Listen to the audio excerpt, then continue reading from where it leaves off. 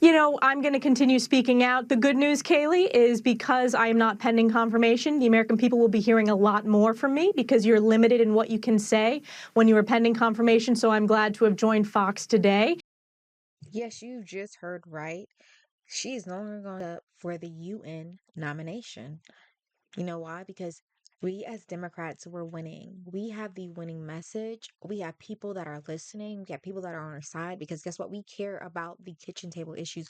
We care about lower costs. We care about making sure that you can get your Social Security, making sure that you're getting your Medicaid, Medicare, and that we're taking care of our most vulnerable. Unlike the Republican Party, as you can see from Elise Stefanik no longer having the UN nomination, because guess what? Democrats have been winning. We've been winning tangible wins. We just flipped a Pennsylvania district that has not been Democrat since the 1800s. That's freaking crazy. Let's get into this. So we're going to look at this coming from the AP. If you want to read this article yourself, it is titled Democrats Take Hope from Upset Win in GOP-leaning Pennsylvania State Senate District. So we're going to go down here, which is where I was. The Malone victory narrows GOP control of the state Senate to 27-23 seat advantage. As of yesterday, 2 days ago, we now have the Pennsylvania House. So that is positive news, and now we've shrunk their majority in the Senate in Pennsylvania. And what makes this so important, like I told you, a Democrat last represented Lancaster County in the Senate in 1889. This is a major flip. This was a Trump won district with 57% of the vote in November's presidential election over Vice President Kamala Harris. He went on to win the battleground state of Pennsylvania by almost 2 points now. This was a strong Republican seat. And guess what? Democrats took it. We took it. So we need to take the small wins. I know we don't have the House federally, we don't have the Senate federally, the presidency federally. However, a win is a win. And you can see from how Trump is reacting, it's some flashing bulbs are going on in that administration. So here we got Trump's message that he sent out about him no longer going to have Elise Stefanik as the UN ambassador. Right when, mind you, she was just about to start having her confirmation hearings starting next week, I believe, about April 7th. And this is what he put out earlier today. As we advance our America First agenda, it's essential that we maintain every Republican seat in Congress. We must be unified to accomplish our mission, and Elise Stefanik has been a vital part of our efforts from the very beginning. I have asked Elise as one of my biggest allies to remain in Congress to help me deliver historic tax cuts for the most wealthy people in this fucking country. Great jobs, record economic growth, and a secure border, energy dominance, peace through strength, and much more. Sum in all, he's realizing, oh crap.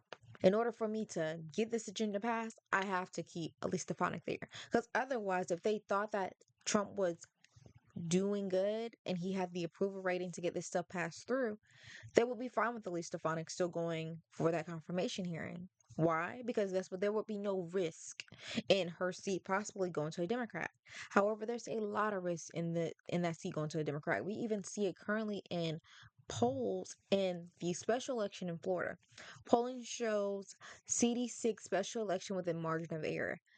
Now, this is Florida Politics where we're getting this news from, and it reads, according to surveys done by Florida Politics by St. Pete polls ahead of Tuesday's special election to succeed former U.S. Representative Mike Waltz, the results show Fine winning just over 48% of the vote, while Wells received just over 44% of the vote.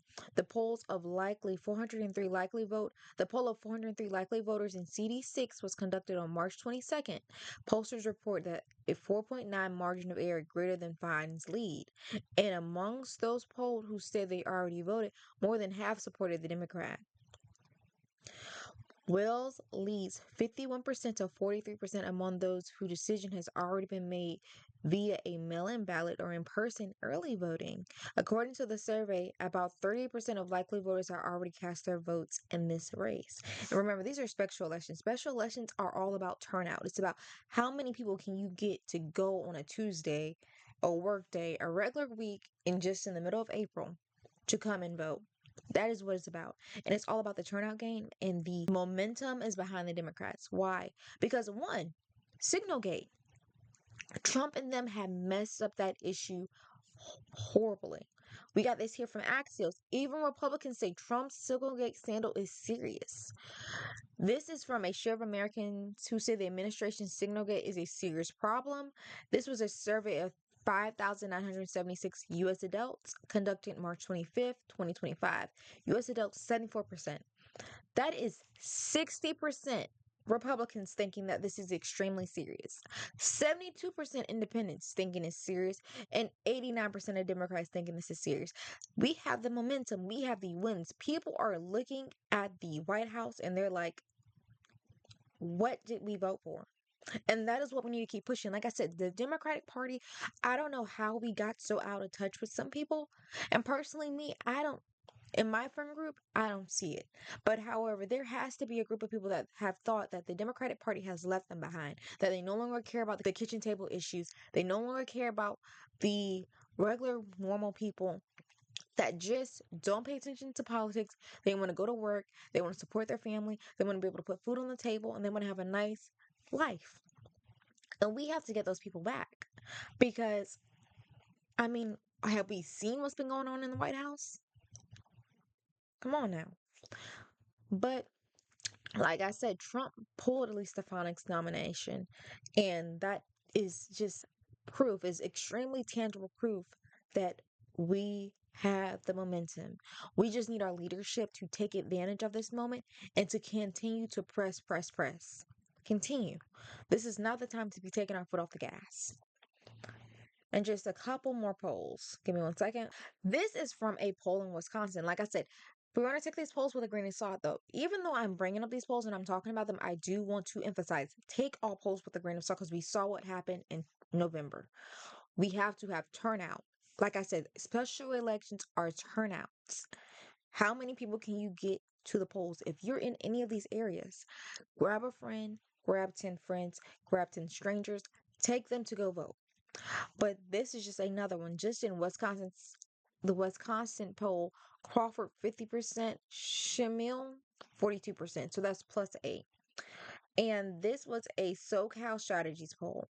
So y'all, we have the momentum. And this is extremely important, especially in Wisconsin. So if you live in Wisconsin, you come across this video and you just gave me a little look-see, make sure you're voting because Elon Musk is flooding. He is flooding Wisconsin with money. He is currently now doing the $1 million giveaway again, just to get people to vote. He's making people, he's giving also $100 for like signing a petition, I believe, that you'll vote. So, y'all, we really have to just make sure that we have this momentum and we're selling through it. The only good thing that we have right now is the fact that Elon Musk is extremely unpopular with the American public. And then, just to bring up a couple more polls of telling you we are winning, there is tangible proof that we're winning. We have races that we won. We flipped a district, like I said, since 1889. No Democrat has held. Political polls on Twitter, I follow them. You should follow them. They give really good poll updates all the time. Just came in 10:55 tonight, or yesterday, technically at this time. Trump's job approval, disapprove 50%, approve 44%.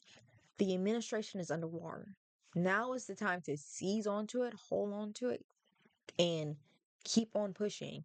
Keep on going to different media spaces. Keep on getting our message out. Keep on letting people know that we care about egg prices. We care about housing prices. We care about making sure that you have health care. And guess what? We're the only party right now that wants to get these things done for you. I don't know if you saw this recently, but give me just 1 second. This is an opinion piece. Obviously, this is from Yahoo News. However, the facts are inside the piece that I really care about. And it states Senate Republicans voted Thursday to overturn $5 cap on bank overdraft fees, leaving working class people vulnerable to exploitation from financial institutions.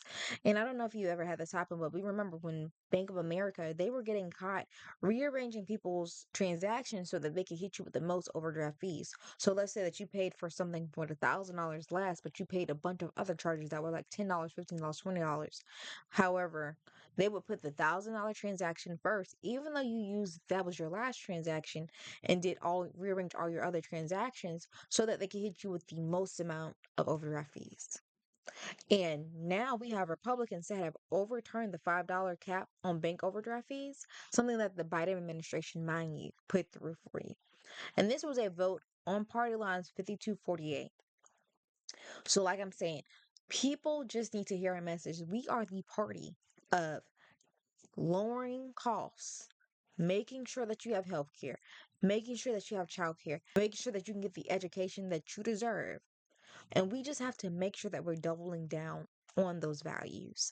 This is not the time to be running scared and to start kowtowing like some of us are to becoming less, I don't want to say less progressive, but less staunch in our values.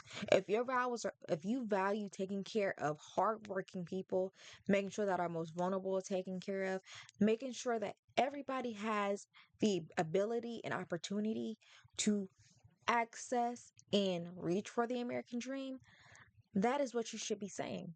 That is the Democratic Party through and through. We're not the party of people who just want to give tax cuts to the rich and make sure our oligarchs are well paid and fed and fat. No, that is the Republican Party. Almost every single person in Trump's cabinet is a millionaire or a billionaire. And they have the biggest, most wealthy person in this country literally cutting at people's Social Security, Medicaid, and Medicare. And that should be our message. But y'all, tell me what y'all think about this. I'm just feeling so excited. I'm feeling so heated. I'm feeling so turned up. I'm feeling so, we got this. We have the momentum. Our leadership seems to be doing a little bit better. Senate, Schumer, it could get better. But it seems like we have the momentum. We need to grab on hold to it. And we need to keep pushing out the message as much as we can. Because as you can see, Donald Trump did not pull that Elise Stefanik nomination for no reason. But anyway, guys, thank y'all so much for watching this video. If you watched this video all the way through, you're freaking awesome. If you were here for just a couple seconds, a minute here or there, thank you for that as well. I mean, you gave me a chance. But don't forget to like, comment, subscribe if you enjoyed this content. And if you want to see more of this type of content, I'll see y'all in the next one. Bye.